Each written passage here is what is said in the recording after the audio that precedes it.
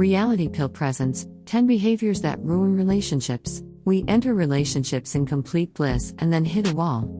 We don't know what's happened, but things are not what they once were and it feels wrong. The zest and juiciness of being in love has become a habit with all the stressors of life added in. Here are 10 behaviors that ruin relationships. 1. Acting like you're single. If you're making decisions as a me instead of a we, you might be in trouble. A common complaint I hear among my coupled friends is that their partners are failing to act as partners at all. Instead, their relationship seems stuck in the early phase of dating, when you see yourselves as two independent people operating with your own best interests in mind rather than taking into account the greater good of the team. Over time, this behavior will keep your partnership stunted and, since most people prefer to grow in relationships, eventually cause a schism. 2. Criticizing constantly. Sure, long-term partnership can be annoying, and we're all guilty of nitpicking at our significant others to some degree. However, if you're constantly criticizing your partner, only one of two things can happen, neither of which is good.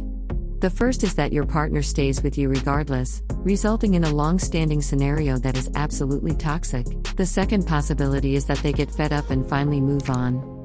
If you feel like you're incessantly picking on your partner, it may be time to consider unpacking why you do that, especially if it's a pattern in your relationships. Or, you might need to break things off so as to find someone whose behaviors are more agreeable to you. 3. Avoiding uncomfortable moments. No one wants to fight all of the time, but what's even more unhealthy is letting little grievances build up without airing them. Say, for example, your partner does something that hurts your feelings, but you don't want to ruin brunch by bringing it up.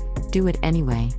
You may experience a short period of discomfort as a result. Expert tip: a Bloody Mary might help, but that sure beats an extended period of low-grade resentment. Besides, the way in which you approach the issue can make all the difference. Saying, "When you did this, it made me feel like this," is a lot more productive than lashing out in anger. 4. Losing yourself in the other person. This behavior is alarming when you notice it in a friend, but it can be more difficult to recognize when you're the one performing a chameleon act. If you start dating someone new, and suddenly you like everything they like and you no longer like the things you liked before you met them, that's a huge red flag. Whereas once you were a daily jogger, for example, you now think running is boring and prefer to go to the gym.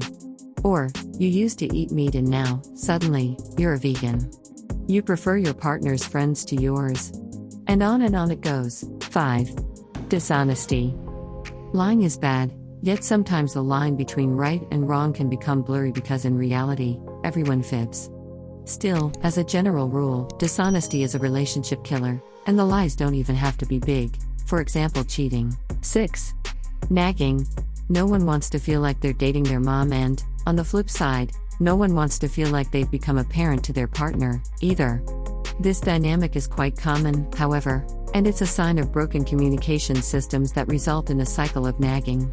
If you ask your partner to take out the trash and they agree to do it and then don't, and then you, annoyed, ask them again and again to get it done, you've entered into an unhealthy loop. In order to break it, you need to consider whether or not you really want to continuously force someone to do something they clearly don't care about. If they aren't interested in vacuuming, perhaps you can look for a household chore they seem more invested in and consider doing the vacuuming as a trade-off. Or, tell him or her you'd like to hire a housekeeper, since neither of you seem to want to vacuum. Obviously, you don't want to take on every task around the house, or pay to outsource them all, either, but the key here is to look for the trade-offs you may not be identifying. Perhaps you end up doing the bulk of the housework. 7. Insecurity. This one is tough, and if you struggle with insecurity in relationships, you may want to work with a therapist to learn the tools that will help you build more confidence in your position with your partner. After all, nobody, healthy, thinks constant jealousy or need for affirmation is sexy. 8. Disrespecting your partner. Respect manifests itself in a lot of ways within relationships. It can mean respecting your partner's boundaries rather than ignoring them in your quest to get your needs met. For example, if your partner never wants to get married, then you have to respect that rather than continuously push them to be comfortable with a different scenario. This doesn't mean, however, that you should stay with them if you do want to get married. It just means acknowledging that your feelings on the matter do not outweigh theirs. Respect can also mean not talking SHT about your partner every chance you get, or even just airing private issues. Of course, it's healthy to have some people in your life to whom you can vent your frustrations in confidence. However, you need to be mindful of the content of these conversations. If you don't respect your partner, your friends won't respect him or her or your relationship either. Adopt a ride or die mentality. Don't say or do anything you wouldn't want them to know about. 9. Deprioritizing the physical. Every relationship has sexual slumps, but if you're in an affection slump altogether, you may have problems. Behaviors such as hugging, kissing, tickling, etc. are critical to a relationship's health. Full-on sex is important, too, but not if it's feeling forced. Strive instead to cultivate those little moments of intimacy that may, or may not, which is okay, too, lead to sex, aka joining your partner for a scrub in the shower. 10. Settling into a power dynamic. If there is a clear imbalance of power in your relationship, it's probably in trouble.